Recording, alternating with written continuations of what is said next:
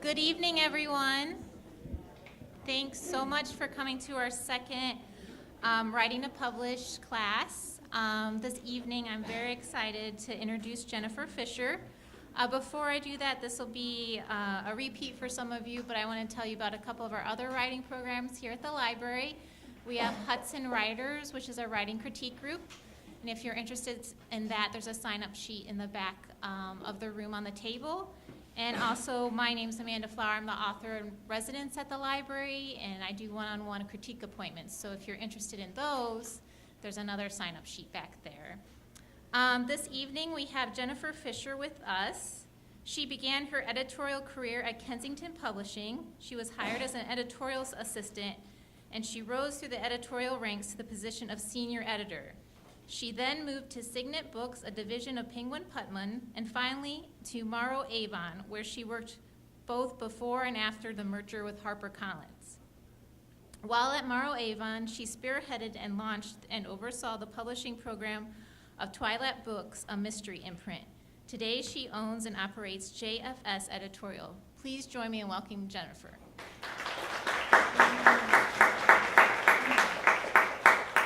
Thanks very much, Amanda. It's great to see all of you here. Typically, it's me in my office and my computer, and there's not a whole lot of conversation going on. So I'm delighted that all of you have turned out to learn a little bit more about editing your novel, editing your work in general. It makes me happy because Amanda's got a series, this Writing to Publish series. And I think that's an important message to take from this, that writing is a process. You're all here because you're committed to the craft of writing. And I wish it were as simple as you sit down, you write your short story, whatever it is you want to write, and you go out and get it published. It couldn't be further from the truth.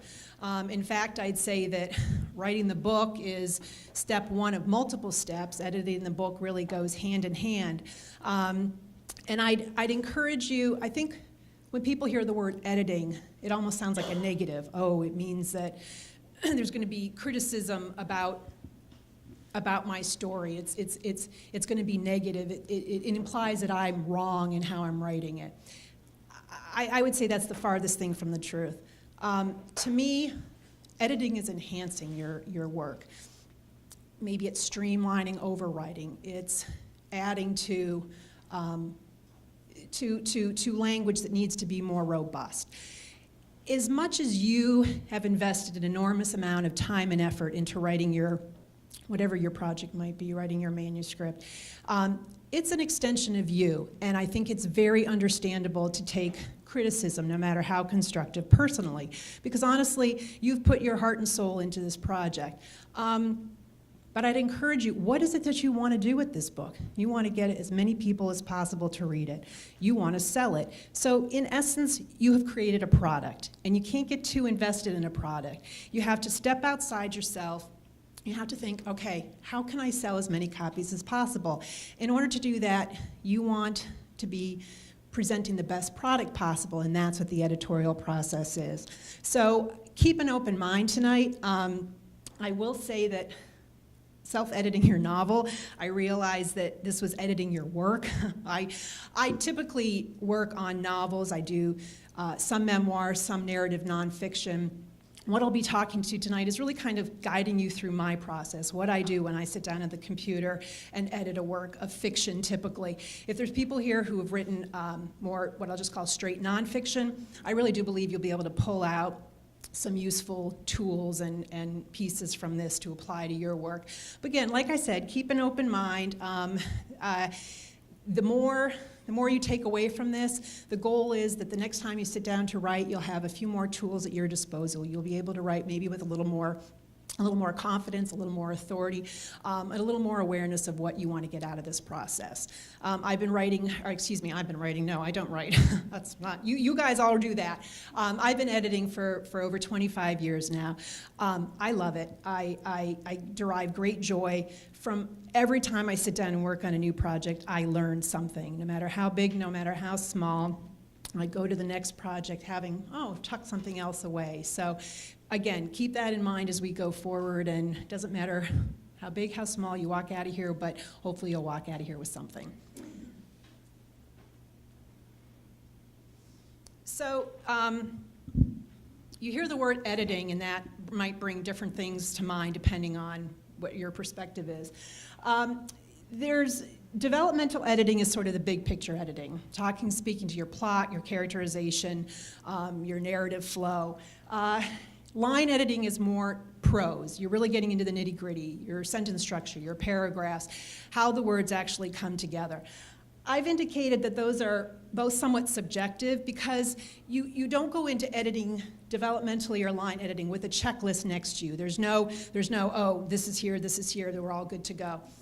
So you have to have a certain sensibility. You have to have a certain awareness of how the story actually unfolds and how you can mold and modify and enhance.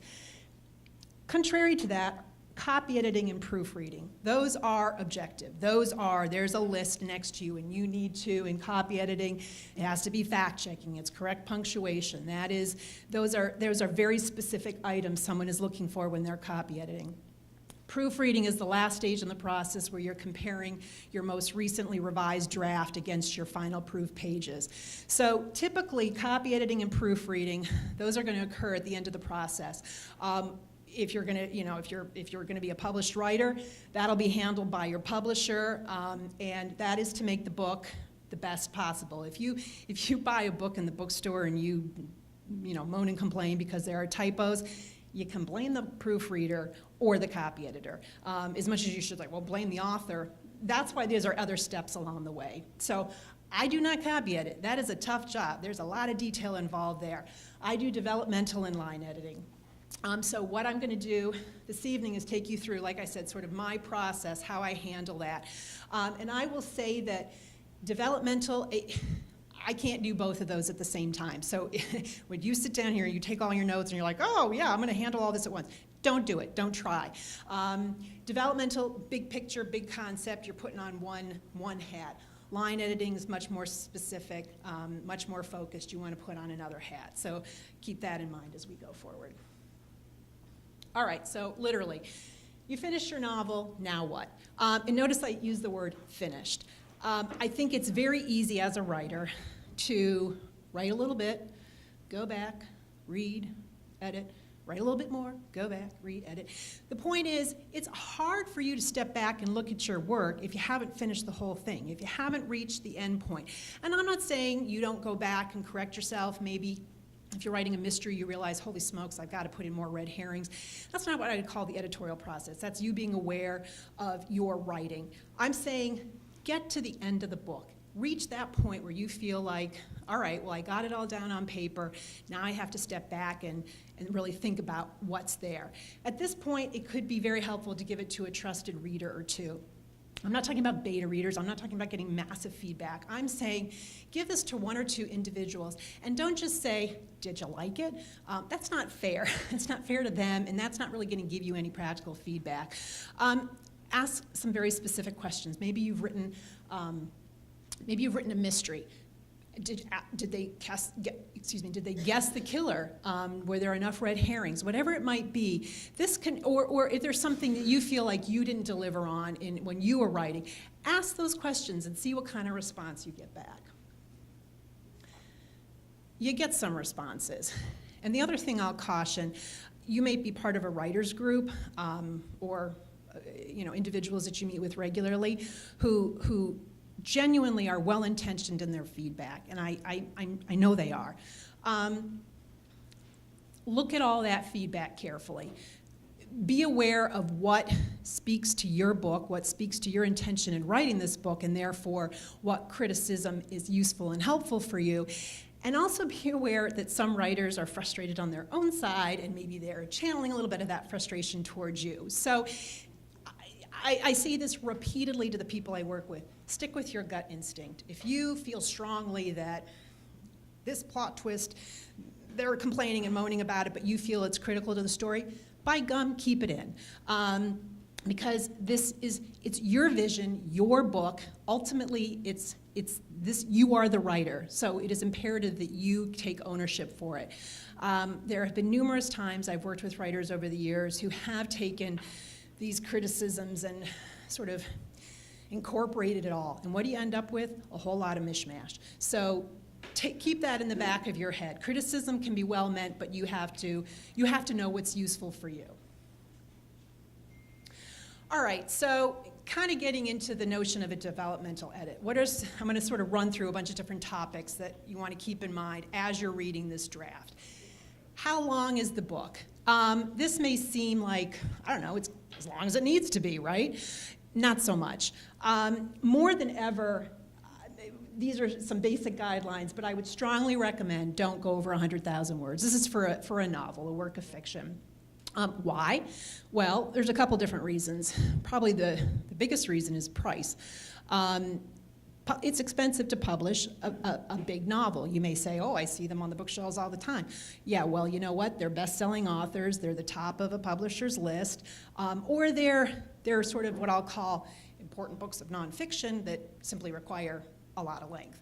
But unless you want your font size to be like 8 point, which would be minuscule for me, it's simply a more expensive endeavor to publish a longer book. People's attention spans now are probably shorter than ever, so the longer the book is, the harder a sell it's going to be for you to actually convince them to read the whole book. And if you're reading it as an ebook, holy smokes, 100,000 words, that's a whole lot of reading on a little screen. And I'd also say, I question when I get a manuscript in over 100,000 words, the first thing I think is, are all these words necessary? You know, you overwrite, you too many descriptive words. It's easy to fall into, so you'll see probably a decent amount of what comes up here is really parsing your language, thinking carefully about what you've included and why you include it. Narrative voice. This can be easy to describe and kind of harder to incorporate into your work. But this is the voice as I'm reading your book. Do I hear you speaking to me, you know, sort of in your head? You know, is it a, you know, southern gentle gal? Is it a hard-hitting, you know, PI? That voice is something that I would like to connect with because it'll make me come back to future books that you write. I use 3 very different examples here sort of to give you a sense of what I'm talking about. If I pick up a book by John Sanford, he writes a Lucas Davenport, they're sort of quasi-police procedurals. They are hard-hitting, in your face, can be a little violent, very dramatic, very suspenseful. I know I'm going to get a pretty tense read when I pick up one of his books. Ann Patchett, she creates sort of this other world with this fairly large cast of characters. She sort of welcomes and pulls you in, and it's a slightly more leisurely read, not slow, but it's a whole different approach, dramatically opposite from John Sanford. And then I'm sure many of you have heard of Carl Hiaasen. I mean, that's just laugh out loud funny. If you just want to be entertained, you pick up a Carl Hiaasen book. So those are the voices that you hear when you pick up their respective novels. So I'd encourage you, as you're writing, to think about, you know, what's the voice that someone hears when they read my book? Setting. This may seem fairly evident. Well, gee, where's my book set and what time period and whatnot? But don't take that for granted. You know, we live here in Cleveland. I've, you know, set your book in downtown. Well, gee, everybody knows downtown Cleveland. I beg to differ. It is part of your job as the writer is to incorporate details to make your setting come alive. I was just visiting with a friend of mine who was coming out here to bring her son to Worcester, and we were sitting on a bench, and a couple of stink bugs landed, and she's like, what are these? And I thought, how do you know what a stink bug is? So it's details like that that are foreign to people elsewhere that you can bring into your story, that can help enhance what you're writing.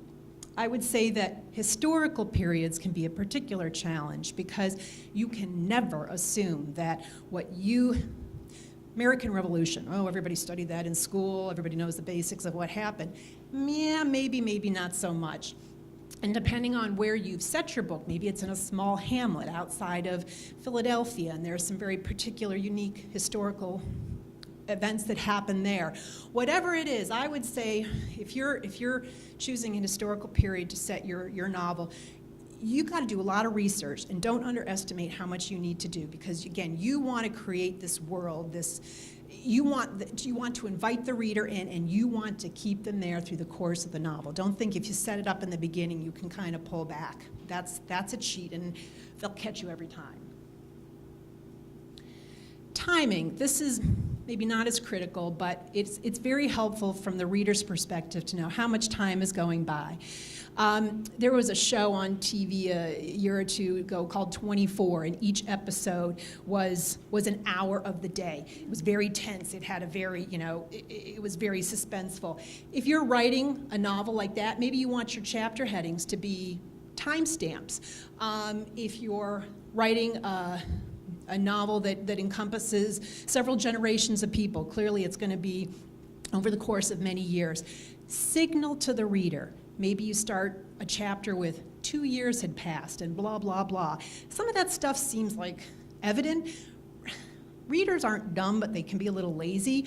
And so the more clues and cues that you can give as you're writing, it makes it easier for the reader to follow the sequence and keep up. And if timing, like I said, if it covers a large span of time, maybe it's not as important, but if you're, say, they're looking for a kidnapping victim, well, time is of the essence, and it's incumbent upon you to make sure time is a central part of your story. Tense. I bring this up only because typically novels are written in past tense. I think it's easier, it's sort of more natural for the writer.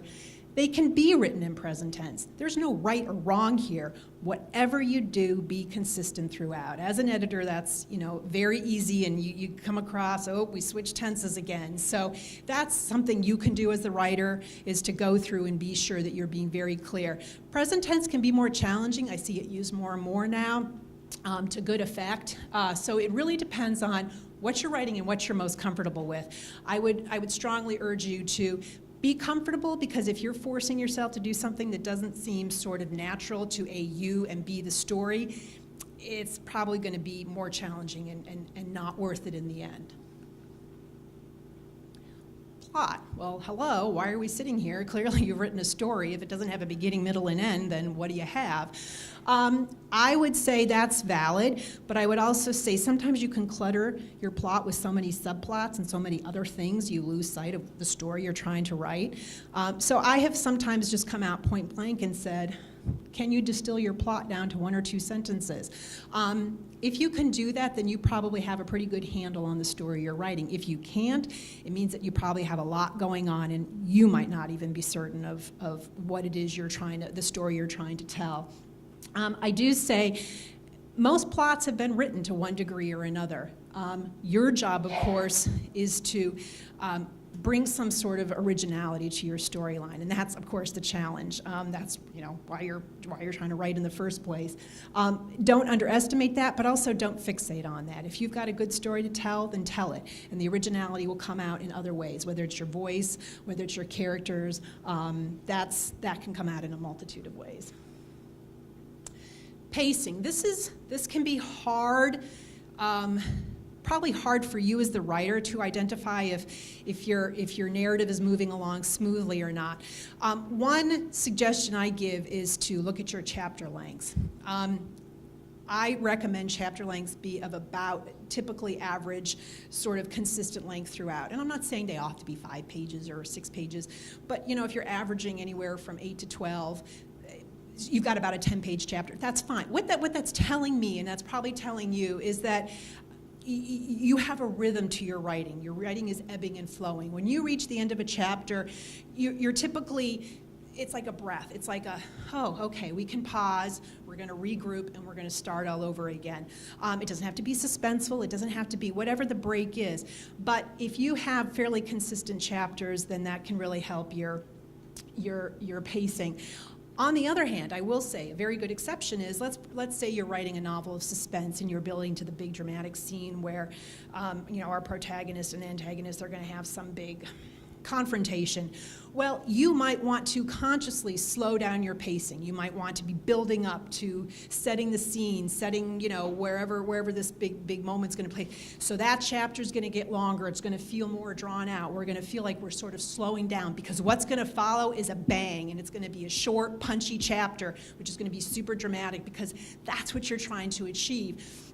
So pacing you can utilize as you wish, but be aware that it's a tool and don't fall into the trap of, oh, I'm going along, do. Be aware that you're writing a novel of fiction and you want your reader to keep with you and commit and not sort of despair halfway through that this is boring. Characters. I encourage writers to sit down and think very carefully about what characters they're going to include in their story, how many, and are they essential? I'm not talking about, the cop in the crowd who does whatever. I'm talking about your main characters. And one thing I've suggested over the years is when you sit down to write, create a file card, an index card on each of the characters in your book, and jot down their physical attributes, where they come from, if they're married, if they have kids. I say, do you really know them? Could you invite them for dinner and chat with them? And why I make a big deal about this is the better you know your characters, the better that's conveyed to the reader. If you're familiar and you're excited and you feel good about these people, or you don't, maybe it's the bad guy and he's got, obviously issues, that will come across for the reading experience. The more conversant you are, the easier it is to write about them. I also really encourage people to be very aware of how many characters they're including, because honestly, you could get a laundry list going, and are all of them really necessary to the storyline? When you start getting into a large cast, that's one of the first questions I'd ask. And then a very basic, this may seem very trivial, and you're thinking, really? Be aware of your character names. Don't do things like, I wrote, this was very obvious, Jim and John, because honestly, as a reader, they are not gonna keep track of those names as they go along in the book. So, Jim and David, I don't care what you do, but I do say, don't give people the first letters, change it up, all right? Keep it fresh and keep it distinct. Point of view.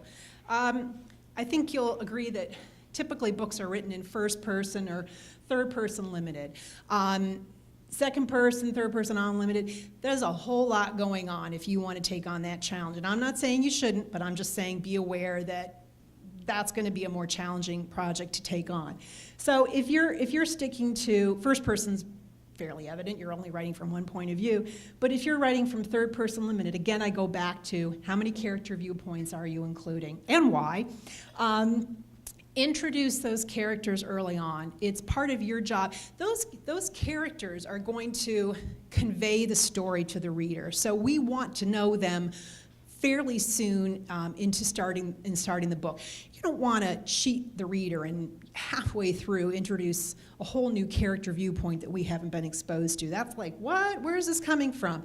And cycle through those viewpoints. I'm not saying you've got to be, character A, B, C, D, A, B, C, D. It's not as obvious as that, but keep them on the page. Keep the reader aware of what viewpoints you're operating from. Keep them current, and whatever you do, don't head hop. And for any of you who don't know what that means, you're reading a page and we're going in his head, in her head, in his head, in her head. It's confusing, it's off-putting, and that's not the way you write. So keep that in mind. Don't do it. Incorporating the unfamiliar. I bring this up simply because I've worked with a couple military writers over the years. So that's sort of an obvious example of the unfamiliar. It could also be a hobby or a profession that you know and are experienced with and you're incorporating into your novel in some way. But the point here is you are the expert in the field. Don't, again, assume that the reader is, well, frankly, knows anything. Going back to my military writers, in both cases, they do a great job. I don't know the vernacular. I don't know anything about Navy subs or ships.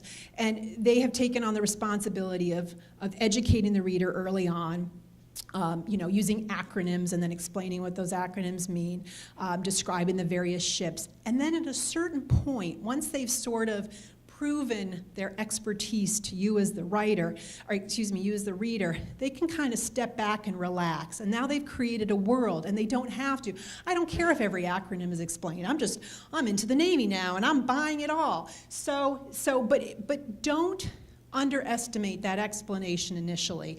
Again, don't assume that the reader knows half as much as you do. And as I say, I think in here it's easier to edit down than add in material. It's easier for them to be like, yeah, I know this already, as opposed to, I have no idea what's going on here, and if it's important or critical to your story, that's a problem. Series or standalone, this wasn't maybe something I thought about so much a few years ago, but more and more now. Clearly mystery series probably come to mind when you see series, but in YA I think there's probably more trilogies and short, what I'll call short series than ever before. So as you're writing standalone, you want to, in essence, resolve most of your, hanging plot threads by the end of the book. You want to have an ending. If you're mapping out a series of books, I would strongly recommend you do exactly that. Envision the books, let's say at least 3 books, as an arc.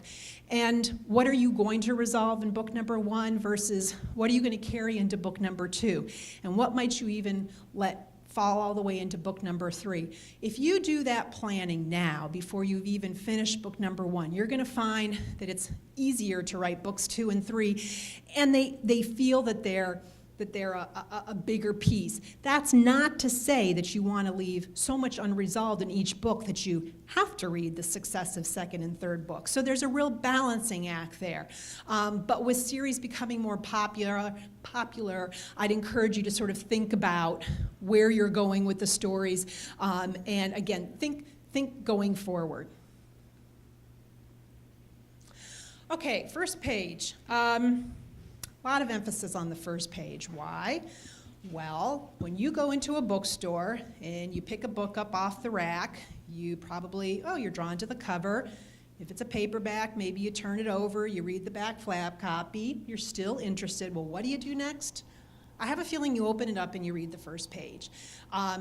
So your first page, you want to make as good as possible because you want that reader to get excited. You want to have a sense of where the story is set, it's maybe a little bit a feel of who the characters are.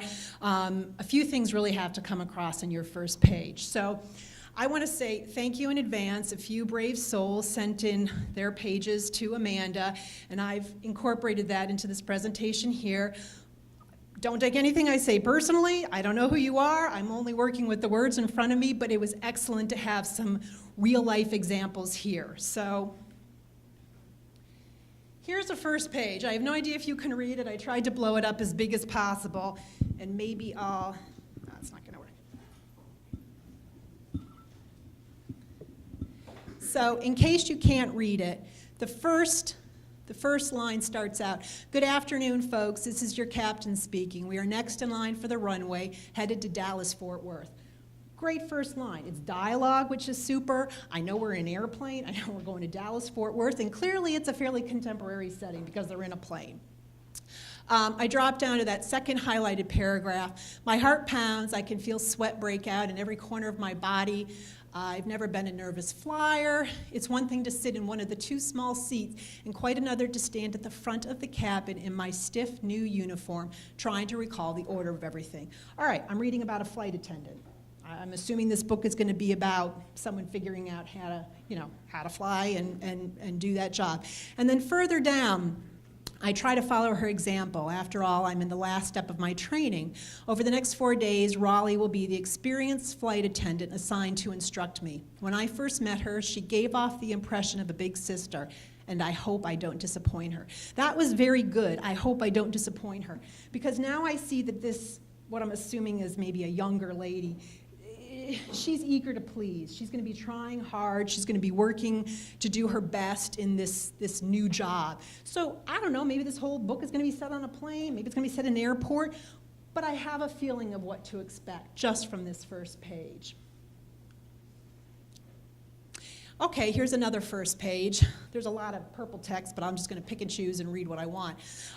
It begins with, "I don't know what the temperature was, but the wind chill had to have brought it down to the lowish 40s. Icy, damp gusts whipped across the coastline, the water churning and roiling. Everything was wet. My coat, hat, scarf, mittens, jeans, and shoes soaked. My husband, father-in-law, and I found partial shelter in a large sand dune. We dug it out a bit, made a little hollow, and hunkered down in it. Well, I don't know about you, but I have a very clear picture in my mind of what is going on here. It is cold, wet, frankly sounds miserable to me, but they're there for a reason. Scroll down actually to the 1, 2, 3, the fourth paragraph with the line next to it. But I was enjoying myself. Oh, yes, I was. My main goal for enjoying this vacation was the opportunity to spend some time with my in-laws, a rare treat indeed as they live a continent away. This goal was met in spades, and I would have another vacation with them in a heartbeat. Okay, so now I have a better sense of what's going on. These people are presumably, she must be an American, I'm guessing, in England, having some experience with her in-laws. It's cold, and I have no clue why they're on the beach in what sounds like wretched weather. So I'm intrigued enough. I have this sensibility of what's going on. That's all you're looking to do on the first page.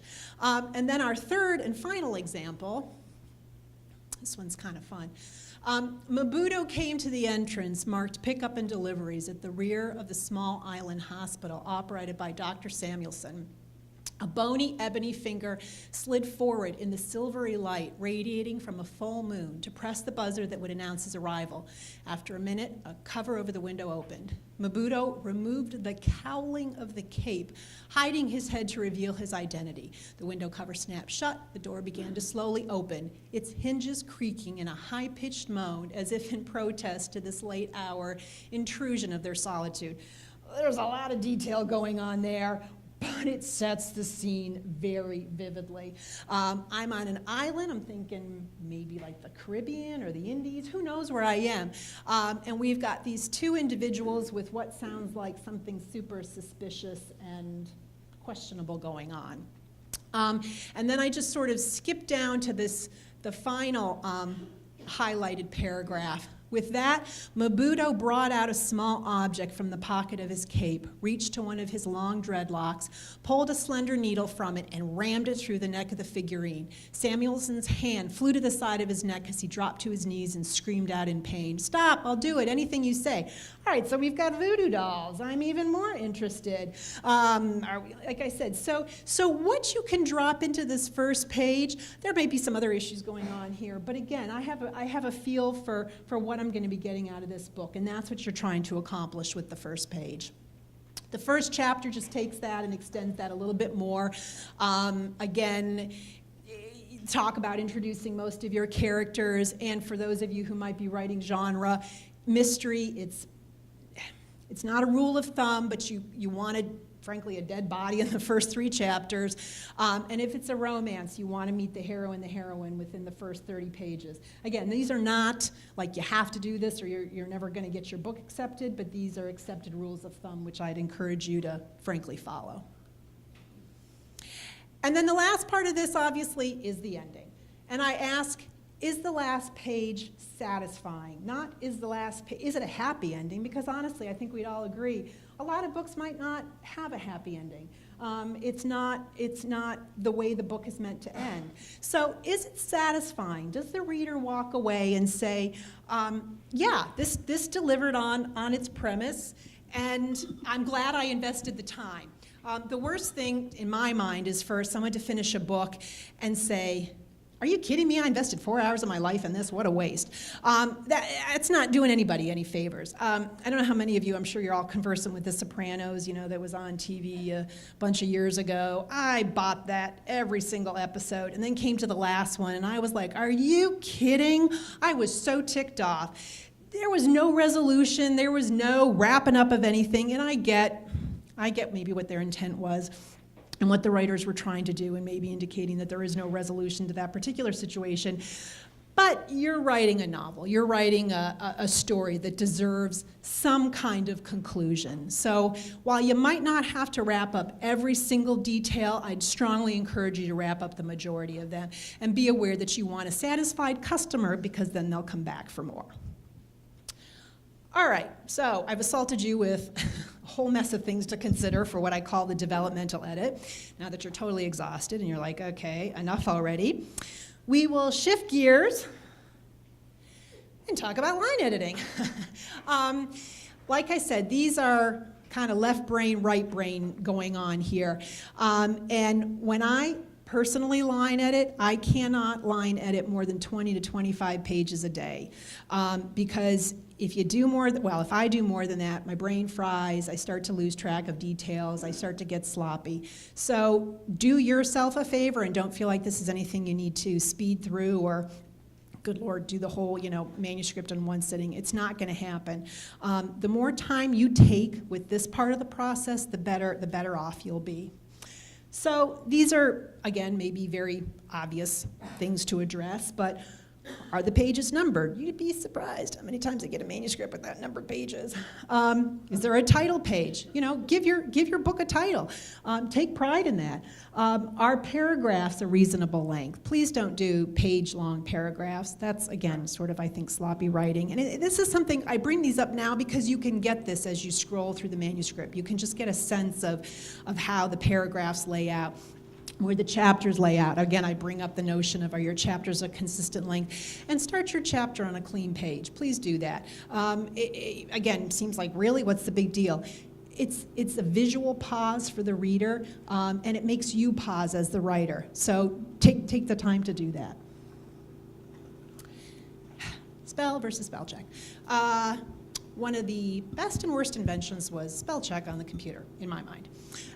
It's super easy to press spell check and think it's covered everything. Well, I think we'd all agree it misses a lot. I've used some of the ones that come up, it's, your, and their.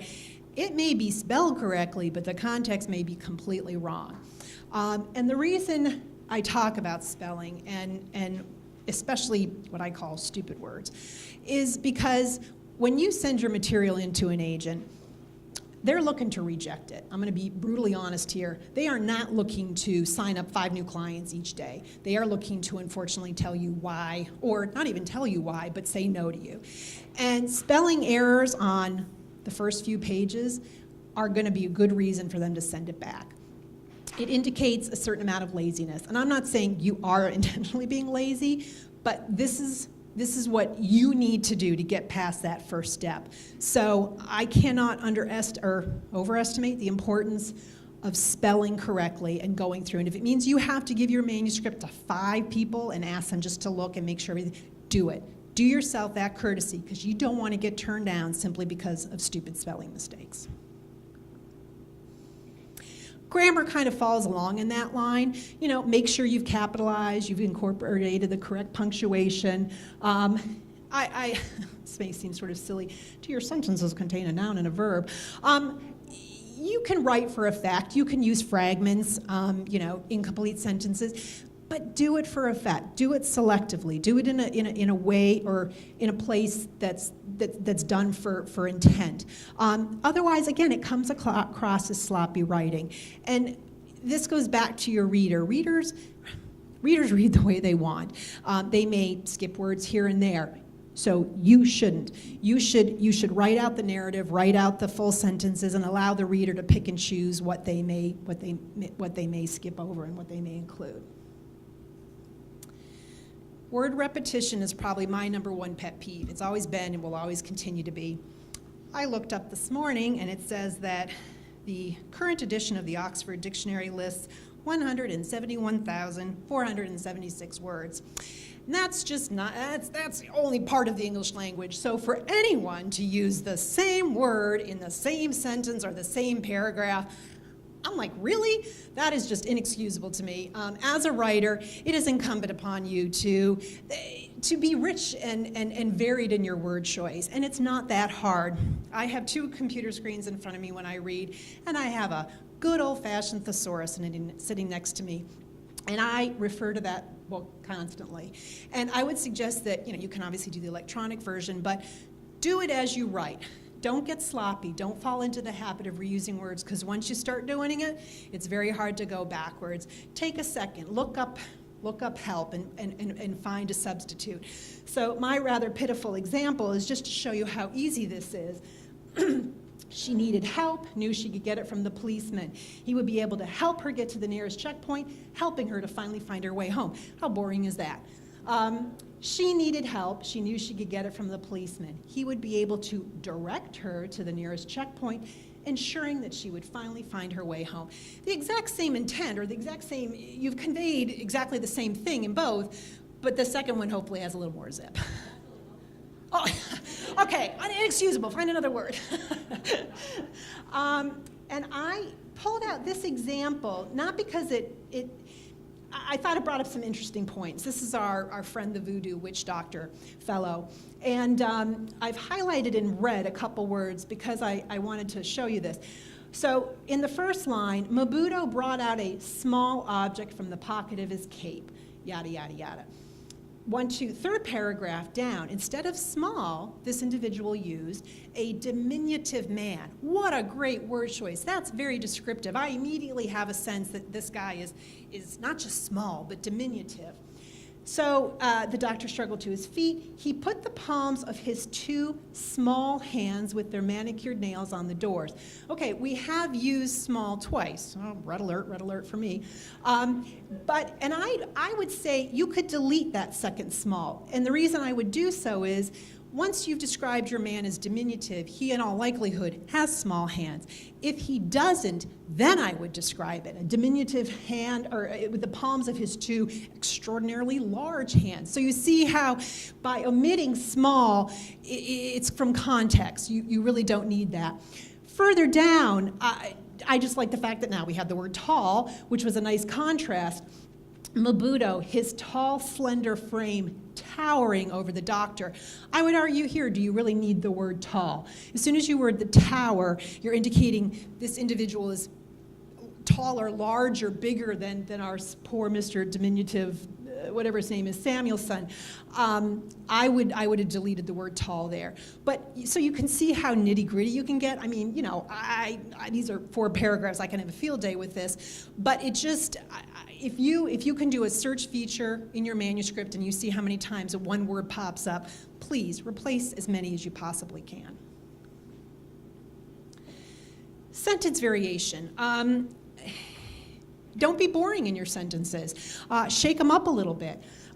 Begin, you know, in different ways. Here again is my sort of pitiful example. Jimmy peered outside the window. He saw a figure moving around the yard and wondered who it was. He knew he had to be brave enough to open the door and identify the stranger. That's pretty boring. Jimmy, he, and he begin each sentence. I'm sort of, you know, ho-hum. Instead, Jimmy peered outside the window and saw a figure moving around the yard. Who could it be? Question. Frightened but determined to identify the stranger, nice modifier, he flung open the door. Again, we've got the same delivery from both, but I would say that the second is much more engaging and much more interesting. So here is our sample. This was our cold beach scene. We've gone forward a little bit, and you can already see we've got some narrative, we've got some dialogue. I asked about the rows of little huts that line many popular English beaches. Those, I was told, are for making tea. Really? That's a great, you know, that's a nice question. That seems strange. A response that's also dialogue, not iced tea, regular hot tea. Hot tea on the beach was a new one to me. No hot tea, exclamation point. There was some variety in here. It's a little narrative heavy, but I thought I liked the mix in here. It was a way to shake things up a little bit. Directed prose and active language. This is a little harder to, I was kind of grasping with my examples, so bear with me. But don't be passive in your writing and don't use qualifiers. Put it out there, commit to the page, write what you want to write. She seemed to like the gift. What's that saying? That's really not saying a whole lot of anything. It's passive and feels fairly simple. So one suggestion might be, it was hard to tell from her face, but she seemed to like the gift. What that does is now puts it to the perspective of one of the other characters. And now we have this individual wondering, does she like, does she not like? There's a little sense maybe of conflict. There's a question which now is carried at part of this sentence. And then the third example would be, just say it like it is. She really liked the gift. She opened the present and uttered a gasp of delight. Now you're just setting it out there. You're really using directed language. So think about how you write and how you deliver it to the reader. Word choice, as you can see here, and adding a few simple words or altering something takes it from sort of passive and maybe boring and brings it to another level. Again, here are just a few more, because Rather and seem to, I think are dumb words. Sorry, but I just took them out. You know, in your first sentence, you don't need them. He was unsure of how much further to drive because all the houses looked alike. Why have rather? Why have seem to? And below, what is it? He asked in a demanding tone. How about what is it he demanded? Like I said, say it like it is. Oh, and here, right. Here's one where some great verbiage. This is our friend, Mr. Voodoo Doctor. As you wish, the doctor stammered. This time he hurried through the door. So we've got very active language here. We can follow along. The doctor returned bearing a small parcel wrapped in brown paper. Mabudo reached out to snatch the package and held it close to his chest. And then below, with that, he threw the envelope to the floor where it landed with a loud splat that reverberated around the room and through Samuel's head. I mean, clearly, I think this is a great example of what I say, like I said, using active language. There's no pussyfooting here. There's no passivity. There's no seems or rathers. This individual is sort of saying it like it is. Sure. Yep. So, with this second, third paragraph, I guess, the number reached out to snatch. So, personally, I probably would have edited that as Snatch the package, and that would be totally reasonable. so, because I see myself doing that. That's all I'm saying is the reach out. I see myself. They sat down. They don't need down. So, that's just an interesting. No, absolutely, and but I felt like editing even more. I'm sure I could find even more fun things to pick apart. But snatch is a good word. I like snatch. It has a nice sound to it. I'm an auditory person. For those of you here, I mentioned this. If you're ever stymied over something, if you're not sure, does it have a good rhythm, does it have a good flow, read it out loud. And everyone's like, really? I have found more mistakes by reading something out loud because it forces you to listen. When you read your own text, I think you often either skip words or add words in that aren't really on the page. And if you're forced to read it, you're only reading what's in front of you. That can be a very effective tool. Over-explaining. This is another, it sort of goes along with the reader's not totally stupid, and they can figure things out from context. So let the words and actions speak for themselves.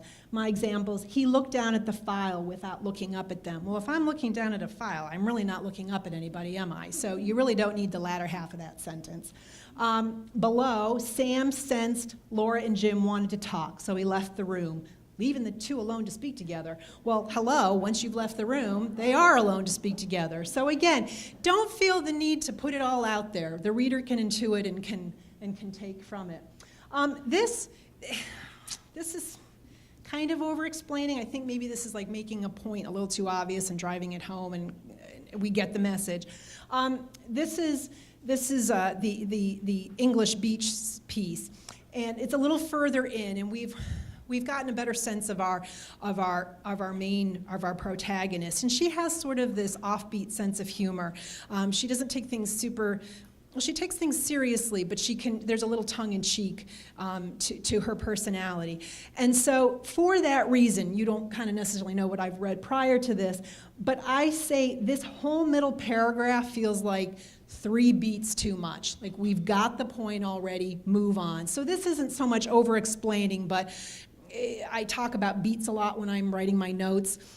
It's a rhythm thing. In the first paragraph, you get a little sense of she's on a voyage to a different country where she talks about, her sister-in-law treating a 800-year-old castle ruin or a Roman fort as an annoying obstacle in her route to the flea market. So again, you're getting a sense of who this person is. The whole middle paragraph kind of drives that point home, like, I've been there, I've done that. So my recommendation here would be just to cut that whole middle paragraph and just move on. Pronouns.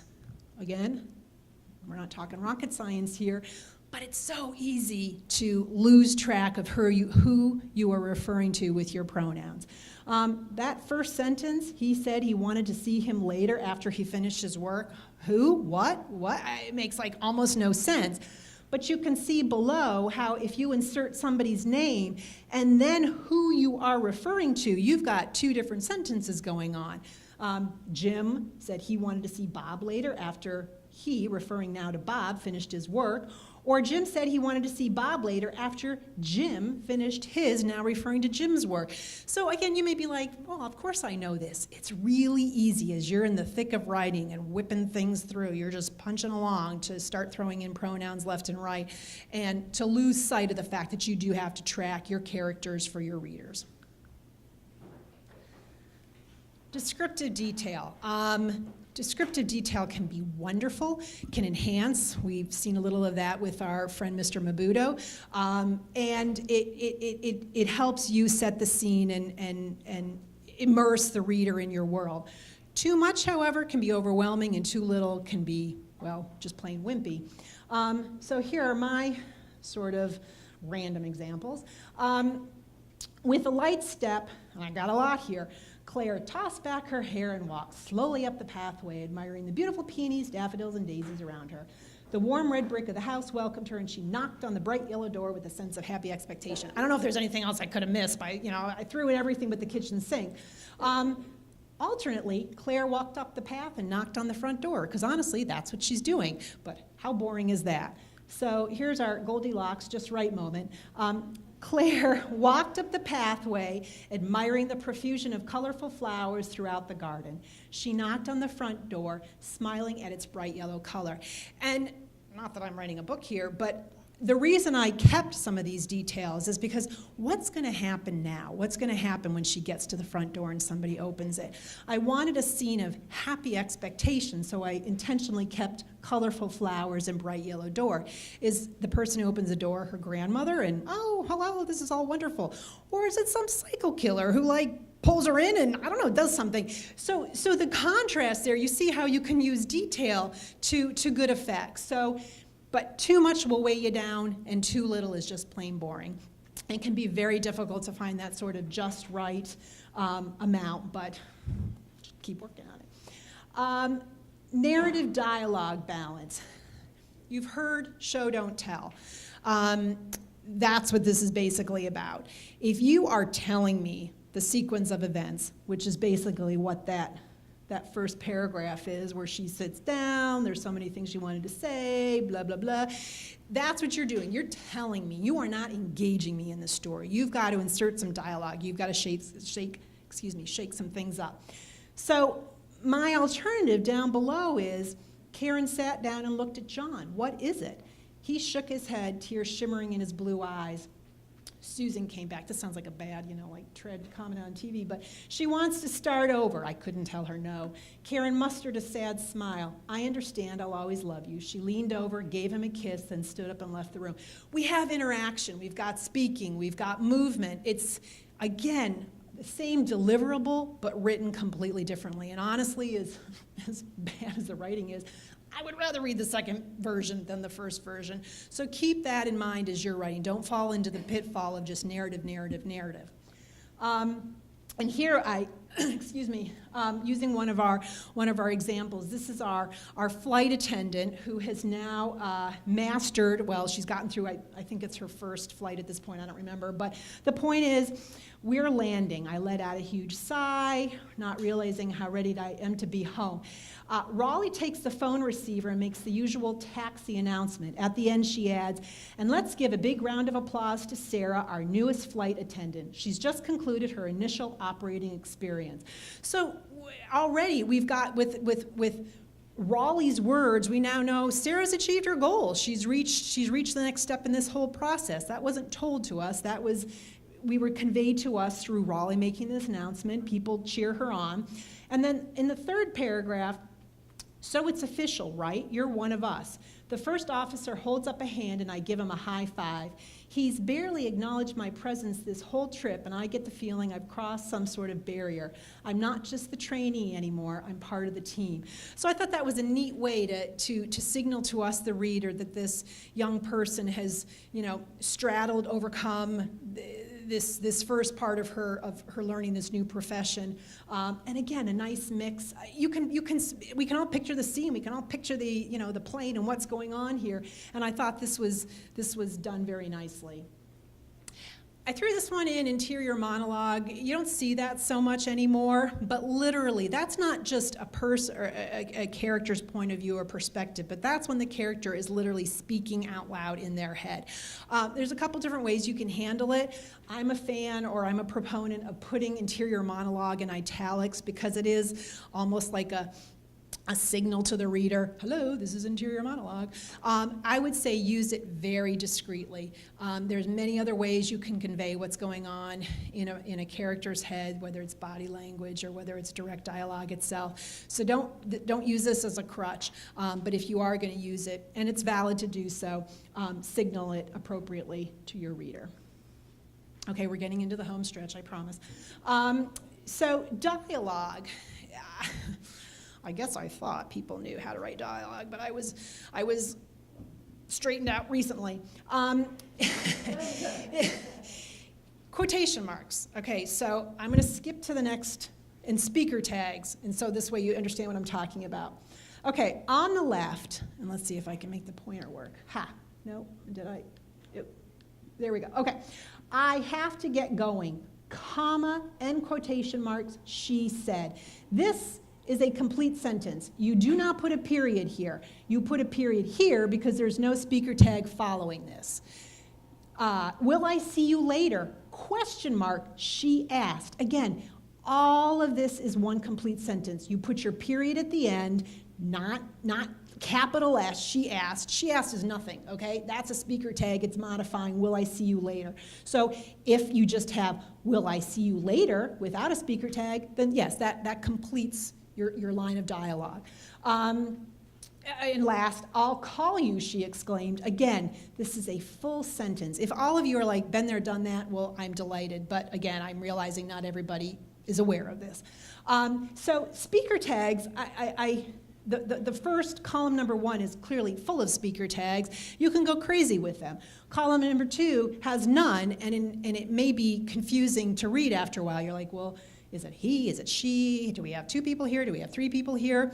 So here, I've sort of mixed speaker tags.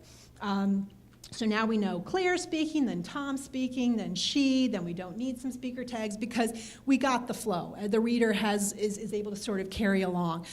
If it's only 2 people speaking, you can probably pick and choose how many and how often you use speaker tags. As soon as you get into a conversation of 3 and goodness 4, I would strongly recommend using speaker tags fairly regularly because that can get super confusing to keep track of, who's saying what and what's going on.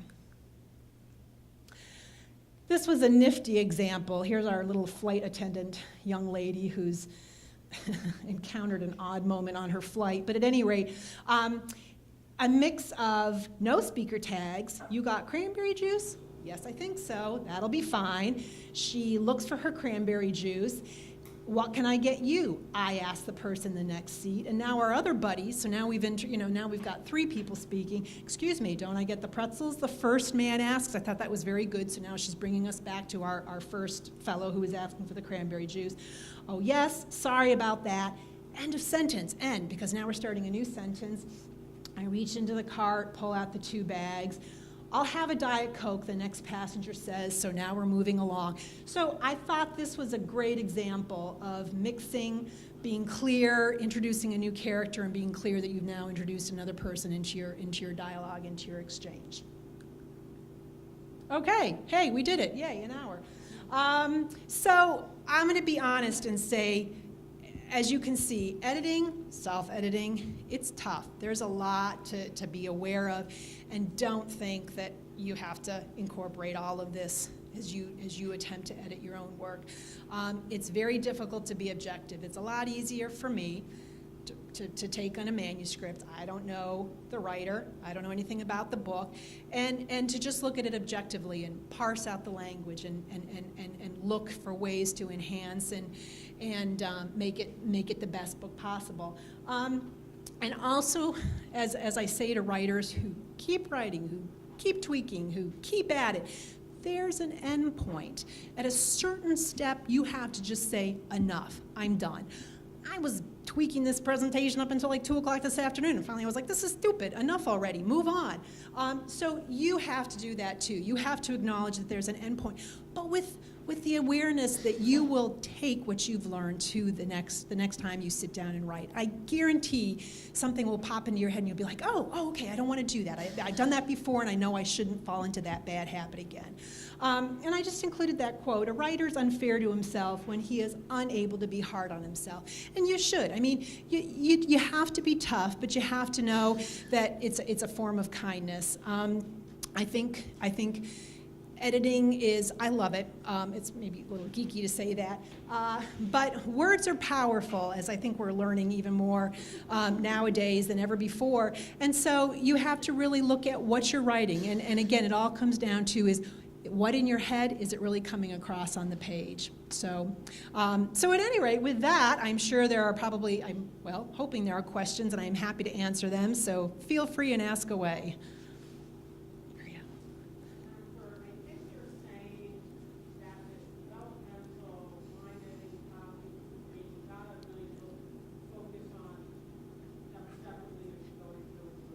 Absolutely. So, you know, with writing there's a certain flow. So I wonder if my challenges are and aren't done. Do I just go through the whole mess straight and then start this process, or then try when I finish a chapter, go back to that chapter and go through it? I am not in a position to say you should or shouldn't do anything, because I don't think that's fair, but my recommendation would be to complete the entire book before you start pulling apart a chapter. Because what might seem critical or important in the middle of it, you may get to the end and realize, oh, I was worrying about that. I can actually drop that whole sequence because it doesn't relate to the rest of the book. Once you see the full arc of your story, once you see how it's all going to play out, certain things may also jump out very quickly. You may realize, holy smokes, I missed the boat on this. I've got to employ these characters right from the get-go. They need to have a more active part. So I really do think there's a lot of merit, and I know it's difficult. I know it's challenging to reach the end. And again, don't feel like it has to be perfect. Don't feel like that every word you put down has to be, perfection in and of itself. A lot of it is just committing the words to the page. And then that allows you the freedom to go back and finesse and to do, a lot of what we've talked about here. Yeah.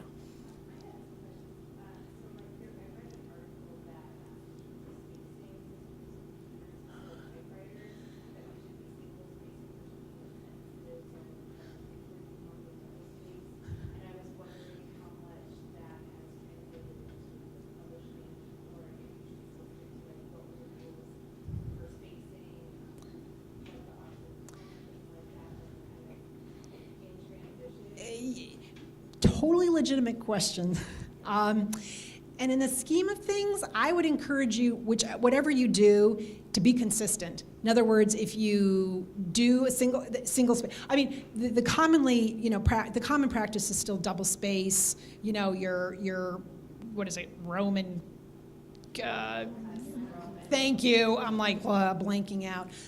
So don't be the one to kind of break with the trend. I don't recommend that. I do reading for a publisher, and versions of manuscripts that come in are all over the map, and I have yet to see someone say, oh, I don't like the font size and I'm not going to read it accordingly. You're going to get a no on spelling versus the appearance of your manuscript. So I would go with whatever seems clear. Honestly, it's clarity at this point. Whatever pops across off the page in terms of the spacing, in terms of the font you choose, that's what I would recommend. Yes? Let's say you have 4 characters, keeping their voice different enough and keeping them different enough, other than like reading through the manuscript, everything one person says and reading what the next one says. That's a challenge, and that kind of goes back to you may not even realize, well, okay. My comment about the better you know your characters, when you're so conversant with them, and actually I'll back up even further and say part of your job are to make the characters distinct.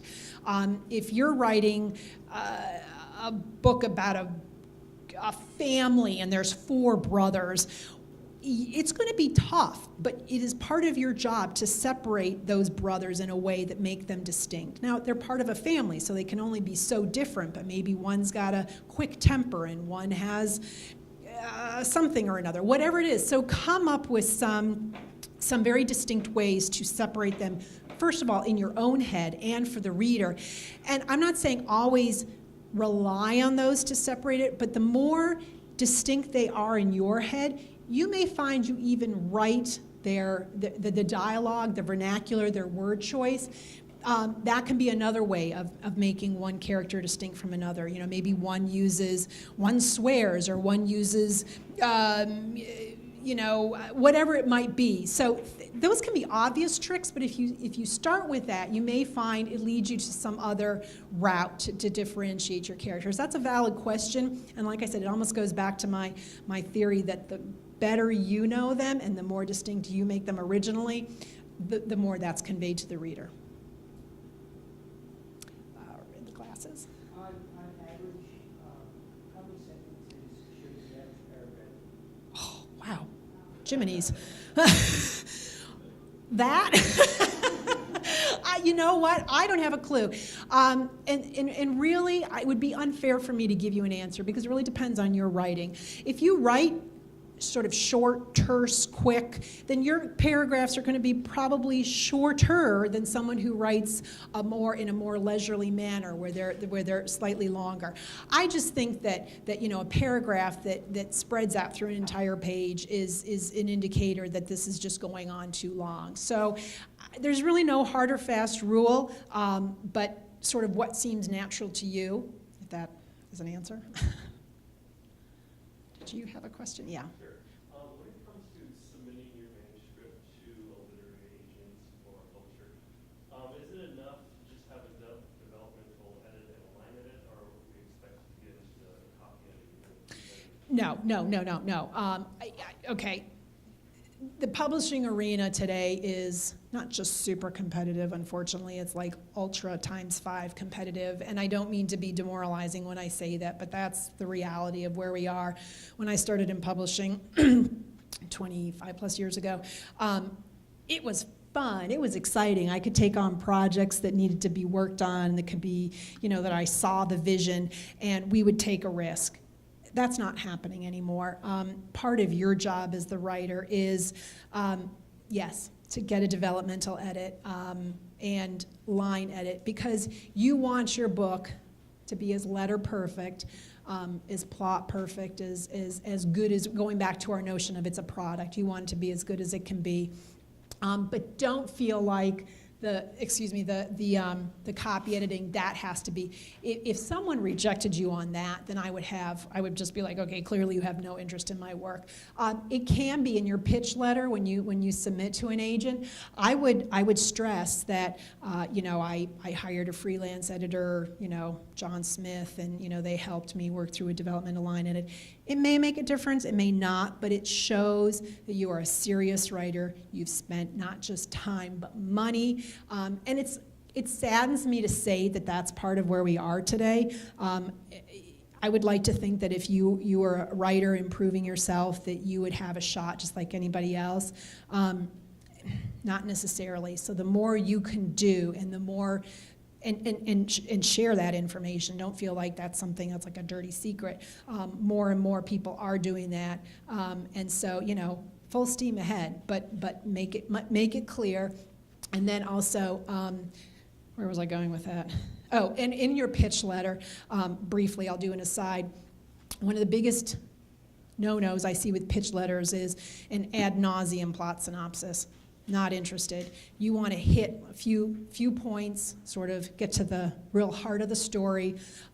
Maybe, depending on who you're submitting to, if there's other authors they represent that you feel like your book is in the tradition of so-and-so. You're trying to sell your book to them, and you're trying to make it as simple as possible for them to get excited. So pitch letters should not be long, page at the most, short and sweet, catchy, and again, sort of attention grabbing.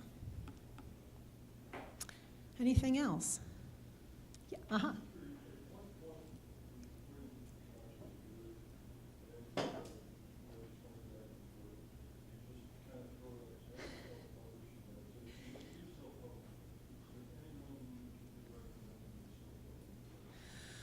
Oh, gee. I think each person, only you can know at what point you're sort of done. And the people's dedication to getting published can vary enormously. Some people are, by gum, I will, land this with an agent if it's the last thing I do, and it might very well be. Or you could be a success story. We've heard, it happens, and people do get publishing. So I never, ever want to say to somebody, there's no way, because that's not fair. But there is a point at which, you've expended an enormous amount of time and effort, and maybe it is time to say, all right, that's not for me, but I do want to self-publish. There are so many venues now for self-publishing. I would hesitate to say do this or don't do that. They now have what they call book shepherds who help facilitate the self-publishing process. It's more money. Everything seems to be, cash nowadays. But, depending, and also, self-publishing, I think, was a dirty word 5 years ago or so. I think it's much less so now. I think it's a viable alternative. If you take pride in your work, where I really have issues is people who put what I call schlock out there. And I don't care if it's 99 cents. It sort of cheapens the whole notion of reading when it's just crap.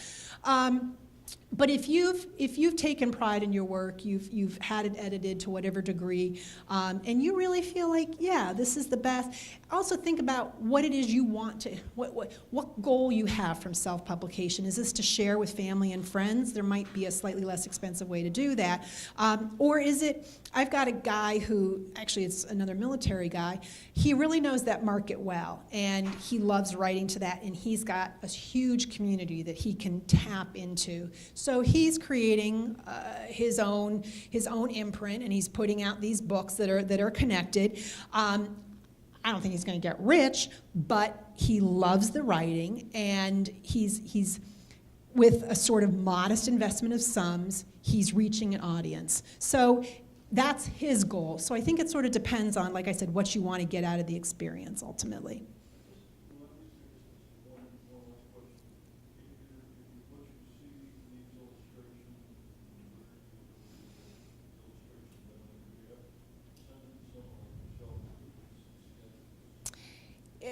Illustrations get a little trickier. I can't think of it. Oh, actually, I did work on a book once with illustrations. Typically, there's an illustrator who gets the manuscript, who marries those two together. You decide, yes, I like these images, and that comes together. And then, yes, there would be a final edit because you want to make sure it all works together. You don't see that as often, but typically it's sort of separate, but then it comes together at the end. Yeah. I was just wondering, say that you want someone to line edit and stuff like that, do you want to look at getting, people say get an English teacher, but sometimes English teachers, they want that hat and stuff like that, and you want to leave those out, you want to leave those filler words out and stuff. There's a whole list of filler words, to the end of the sentence. They think that you need to have them in there. When you're looking to hire any kind of freelance editor, English teachers are marvelous. I mean, they're very knowledgeable, and they probably got you where you are today. But I would argue an English teacher is a little different in terms of the guidance they can provide for you for a novel. I say that hiring a developmental editor or a line editor is a little like entering into a marriage. You may not always like each other, you might argue a lot, but ultimately you have the same goal in mind, and you need to make sure that that editor understands your vision. So if something like that is important to you, hey, look, I'm writing this in such a way, yada, yada, yada. If that person responds and says, oh, yes, okay, that makes sense to me, I get it. See, they see your vision. They understand how you've chosen to approach that book. So as opposed to an English teacher who's going with maybe the rules and the proper way of writing. So there might be an English teacher who can get beyond that, but I would not assume that an English teacher is necessarily the best line editor. And then when you're going at this, and you're giving the editor the draft that you believe is your final draft, and you let them to do the developmental. Do you want them to do the developmental first, then do the line editing last, or? Yes. Traditionally, the developmental piece is, like I said, because there's so many sort of moving parts, you finish your book, you send it along, and we agree, holy camole, this is really sinking in the middle. We need to bolster, these 3 characters need to have a much more active role leading up to plot point, such and such. So you're going to perhaps add in a whole lot of new material, pull out a whole lot of material. So line editing, I think, is important because it's the craft of writing, and I think that anytime you can improve your writing ability, that's a good thing. So a lot of what I talk about for that is keep it in the back of your head as you're writing. But certainly when I approach a project, the developmental is first and foremost. And once we reach a point where we both feel like, wow, this is really humming, then you get into the nitty-gritty of line editing. And I'll say the amount of work that writers need, various writers, in terms of line editing really varies. Some people intuitively just get it. There's a good rhythm, there's a good word choice, they've had a great English teacher way back when. And so there's less of a need for that real hands-on parsing of sentences. Others, not so much. One area I find in particular, and I put it under the heading of line editing, is what I'll call just overwriting. I've had clients who send me like the first 50 pages, and I do a hard, heavy line edit where there's a whole lot of redlining. I use the track changes feature in Word, which always gives you the opportunity to accept or reject suggestions. But sometimes it's illustrative to see it right in front of you. And I can think of this one person who was just like, oh, like we had talked about this and he just wasn't getting it. And finally, when I just did this hard edit, he was like, and he was amazing. He went off and applied.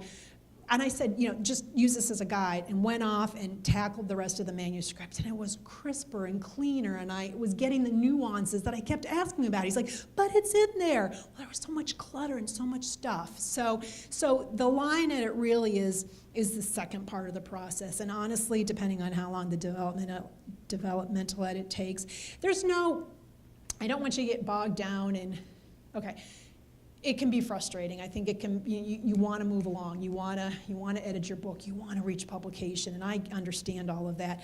But think of how long the idea's been percolating in your head. Where it was this sort of simmering in the background for a year, heck, for a couple years. Don't do yourself the disservice of speeding the process just to speed it along. So there's going to be a natural rhythm to your writing, and there's going to be a natural rhythm to this process.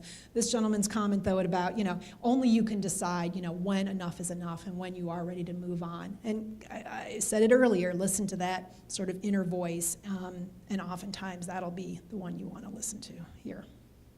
Mm-hmm. Is there a difference between, you mentioned the interior monologue, but is there a difference with inner thoughts? Subtlety.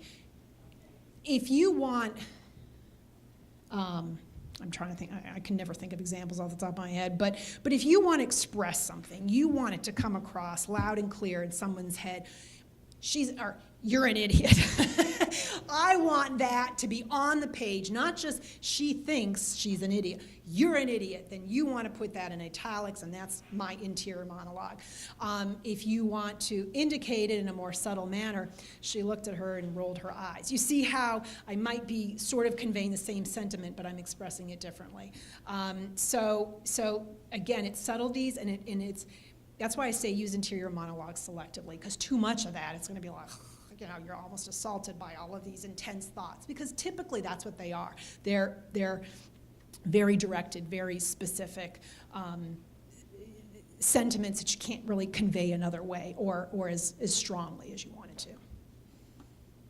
Yes? Is there a different approach if you are thinking in your mind you are going to write an e-book versus a hardback or something like that, or something in Word, in Word? You mean? Well, because, you take movies, for example. Movies have completely just changed by television. And, you cut here, cut there, that kind of thing. It's a completely changed the manner of how things are expressed visually. So, what does an e-book do that a hardback, for example, would or wouldn't do? Okay. I think I see what you're saying. So in essence, you're asking, if you sit down to write what I'll call a more traditional manuscript versus if I sit down to write a book that I intend purely for electronic distribution. There could be a difference depending, again, on your intent. If you just simply want to write a book, I would encourage you to write the book. Not even worry about in what format it may or may not appear. If you're looking to bring awareness, ebooks can be short novellas, short bits that you're writing more sort of to grab attention to you as a writer. Maybe you're establishing your social media presence, so you want to have bits and pieces to get readers interested. That would be a reason maybe for approaching it differently. But I would not necessarily sit down and, we're not talking the difference between a book and a screenplay. Those are two different animals, big time. If you're just simply talking about what format it'll be published, I'm not sure, like I said, assuming all things being equal, I wouldn't approach it any differently. But be mindful of your length, because that is always going to be an issue in electronic format.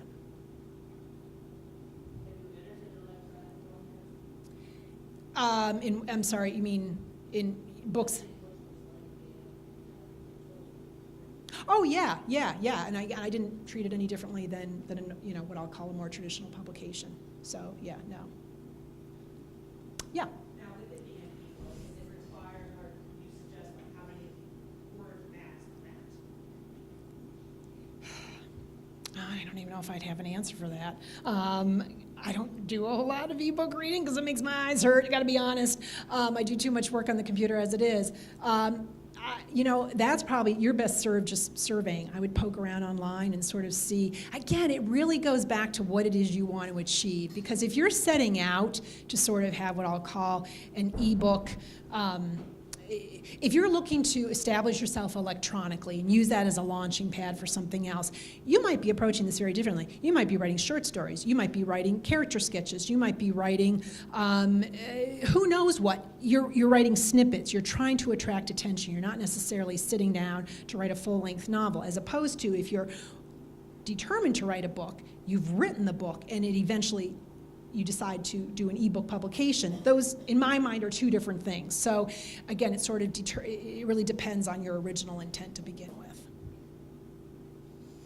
Back. This may be kind of a long question, or a long response, but what are your thoughts on the difference between you talking about your pitch letter to a publisher versus whether or not you have an agent? And how do you kind of balance between which route to try to pursue?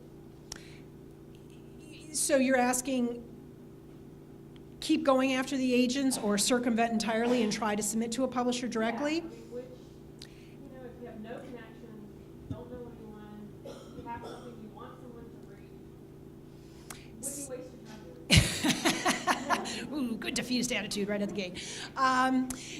Honestly, submitting to a publisher nowadays is one in a bazillion. To even get past the proverbial slush pile. I mean, when I started in publishing, that was my job, to read the good old-fashioned, piles of manuscripts. There was a lot there, and of that, the attitude, frankly, and I'm going to be really brutal by saying it's dreck. Otherwise, why don't you have an agent? So I would strongly say it can feel very overwhelming, but go online, search for agents, look for what it is. I've said, look what they've published. Go to your bookstore, and I think a lot of people know this trick, but I go to my local bookstore, and if there's books out there that you think are kind of sort of in your purview of what you're writing, look at the acknowledgement page. Typically, those writers will thank their agents. And so, hell, that's your opportunity to be like, hello, I, just read such and such by so-and-so that I know you agented, and guess what? I have a similar book. It's hard. The other thing is, I would strongly recommend today going the agent route. If you're able to go to conferences, local conferences, do some networking, that's a great way to chat. Not always with the agents, with other authors. Sometimes you can get an enormous amount of information from chatting with other authors and learning from their experiences, both good and bad. The only thing I would caution with agents is that don't say yes immediately just because someone offers to represent you. Do your due diligence. Make sure the agent is ethical, that they've sold product or projects, that they're going to really represent you well, because the last thing you want to do is sign an agreement with an agent only to discover they're taking your money, they're charging you inappropriate amounts of money, whatever it might be. Take your time. If they're legit, they will be there when you come back and say, absolutely, I'd love to work with you. Because you want to make sure that they are representing you fairly, and in the way you want to be represented. You know, the other part of this is if you submit, and this is I've seen many times, submit your project, the agent comes back and says, I love it, but would you just do this and just do that, and could you tweak the ending a little bit? And suddenly you're like, well, wait a minute, that's really not the book I set out to write. Now, if those comments are legitimate, maybe you're like, oh, okay, that is. But if they're not, again, don't say yes, because inevitably you're going to get yourself bound up in a relationship that's going to be not productive. I do. How convenient. So my website is, well, it's at the very beginning of this. It's jsfeditorial.com. Pretty simple, pretty straightforward. If you go on there, it tells you a little bit about myself, and I do have business cards here if anybody's interested. Yeah. Oh, sorry.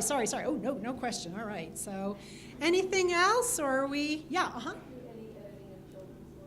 I do not. That's a whole different animal, and I don't have really any experience in that. YA fiction too now is interested. I love to read it because my kids read it, but that's a slightly different animal too. I don't feel like I can bring the knowledge and the expertise that you really need to that. That's a genre that's taken off in so many different ways, and in the not so distant past.